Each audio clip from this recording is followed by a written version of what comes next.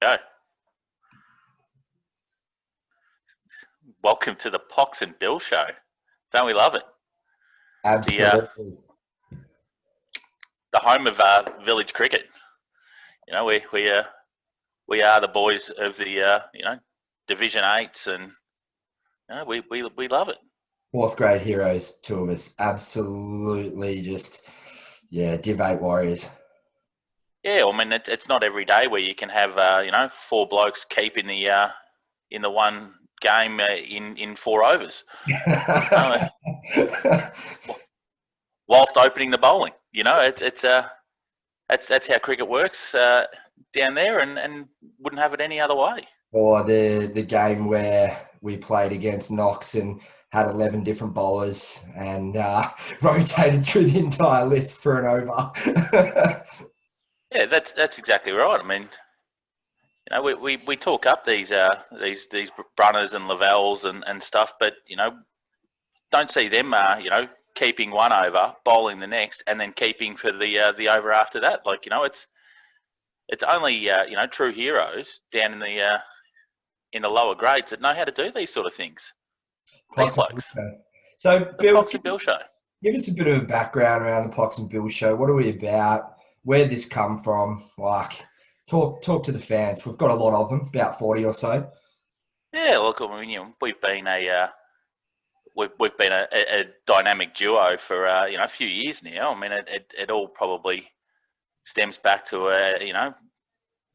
a few off seasons ago. It was steeled when we were on the end of season trip, because the end of season trip doesn't have to stay on the end of season trip, and I'm happy to drop blokes in it, but you know I know where this is going.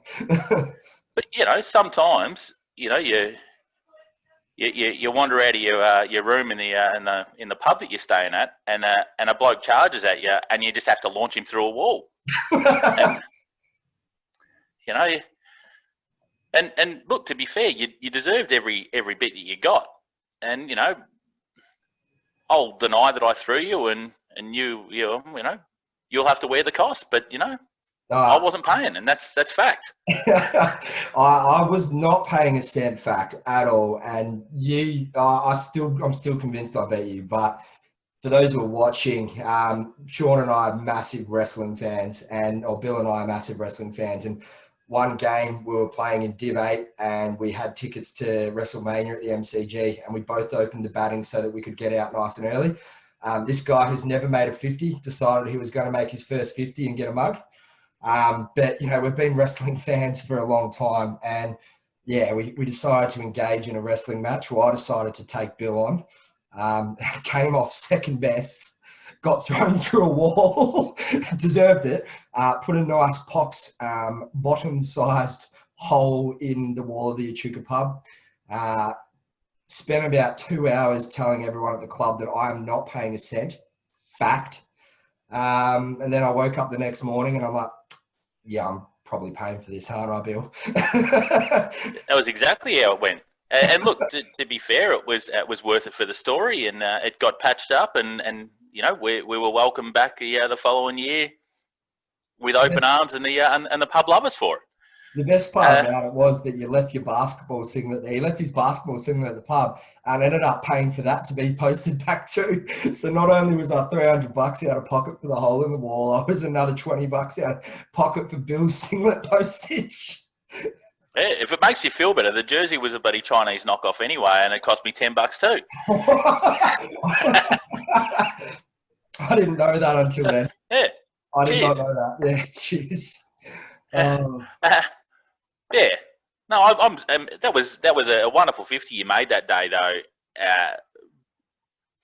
Had no right to make, to be perfectly fair. Bullied a few 12-year-olds. But he played Vic 12-year-olds, so he was good. You're only as good as the opposition that comes up, and I reckon making 60 not out with 50 of them coming from boundaries or sixes is a pretty good sign that I belong in Division 8. Yeah, that's right. Well, I mean, look, I think you let the team down. I mean, I did what I had to do. Went out there first ball of the innings and just let one go straight on the pegs. I mean, to be fair, I was out probably twice in the same ball, like LB and bowled. But who cares? Look, I got out of the way. I'd taken my wickets. That it was ready to go. I was on my way to the wrestling and had to sit there for another hour and a half watching you make 60. Quality 60. I think the captain at the time described it as a flawless innings. I'm convinced I was robbed of my first and only ton, and yeah, I'm claiming it as a virtual ton, a default ton. You can take it away from me all you like, but it's a ton. Fact. Well, that's how it works in the lower grades. The moment you make over 50, you Yeah. were it was 90 odd. Oh, at least. Like 90 odd. yeah. You were pipped at the post. No, as the years roll on, it's going to turn into 120. I beat up against a Vic Metro under 18 who was just dropped because he was only available that week. You know, everyone loves a tall story from the lower grades. Yeah, we do. We absolutely love those. I mean, I have got so many over the years, and it's why I roll in. Turn up to 3 pre-season trainings. All 4 weeks apart from each other, just so as to not feel too sore. Coming into the season, you always have to turn up to the first one and make sure you see what the new blokes are like, and you go, yeah, I'm still playing in the fours. I'll be all good, and you trudge off and come back in about 5 weeks' time. Ready to see if the other old blokes have turned up. Every year that goes past, I'm getting part of those old blokes, and it disturbs me, but it's got to be done. You're a better man than me. I reckon I'm averaging 1 training per season for the last 5 years. But my highlight of pre-season training for me was when I first started at the club. I rocked up wearing some village runners, some village shorts, a village t-shirt that had no right to be on a training track. Some guy who looks like he's been dragged off the street, and typical 4th grade, Sean's mate's mate has come down for a run because we're short on numbers.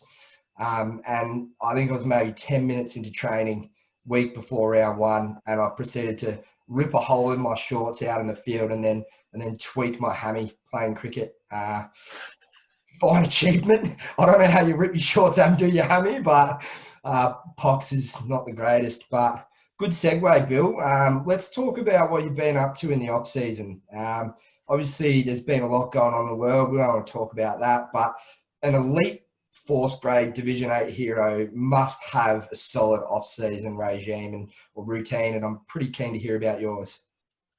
Well, for me, really, I gave up the beers about probably 18 months ago now, and I thought, what better time to start pre-season training and get back on it? It's been great. I haven't gone too hard in lockdown because you only got so many places you can go. But yeah, I've dealt with the footy frenzy and drank some beers. Pretty good at the PlayStation. But yeah, what more would you want out of a pre-season than that? I mean, well, I think us lower grade cricketers are really going to benefit from COVID because we're conditioned to this environment. We're used to sitting at home on our ass doing absolutely nothing but eating pizza, playing PlayStation, drinking beers. And the guys like Johnny Levell, who've been swatting around in Norm Reeves for years, making tons, playing the good guy act, and they're going to really struggle. And I'm really looking forward to seeing Johnny Levell get dropped to the tooth. I'm tipping by round 2 or 3, he will have made a couple of ducks, leading the duck award, and everyone in the association will be cheering to see him down in our 2s. Look, to be perfectly fair, I don't know that he's got it in him. I don't think we'd have him. I don't think he could. I think if his form didn't warrant being where he was, I think we just have to let him go. Well, he's a terrible bloke off the field. He's driven a few blokes away from the club. Litters ended up overseas because of him. I ended up in Sydney. Yeah. We've had a few blokes that have walked, and I'm sure most of them have cited Johnny Levell as the bloke that's done it to him. I mean, I know Helly's told me that heading off to the 2s to captain was just a way to get away from the shadow that is John and his continuous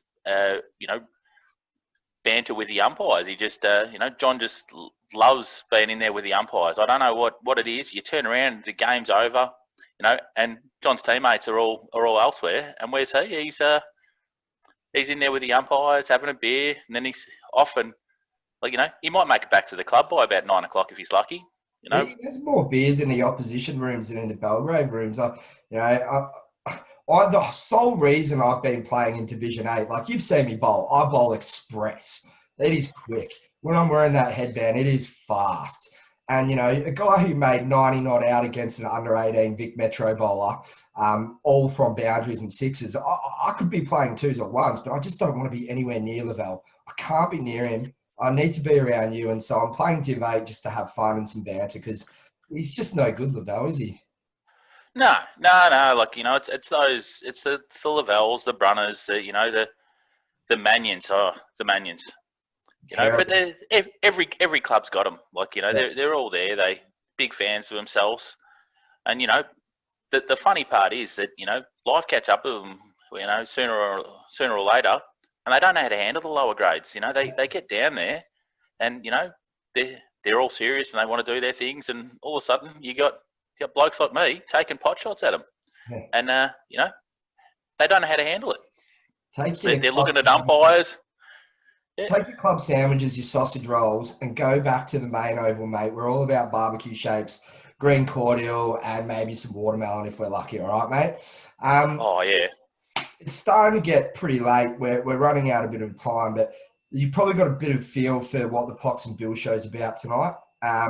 We're not interested in these ones heroes. We're interested in local, lower grade cricketers and their stories. So we're going to launch a few more episodes in the coming weeks to help everyone get through lockdown.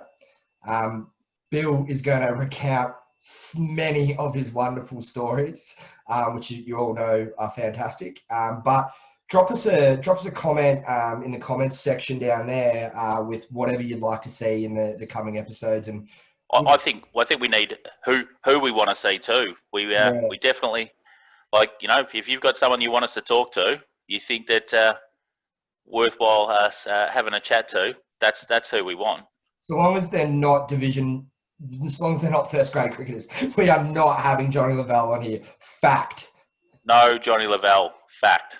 Will not pay us a cent. Nothing. Fact. All right, guys. Bill and I are going to head off. Short episode tonight, but stay tuned. Drop who you want to see and what you want to see in the comments, and then we'll catch up with you guys shortly. Cheers.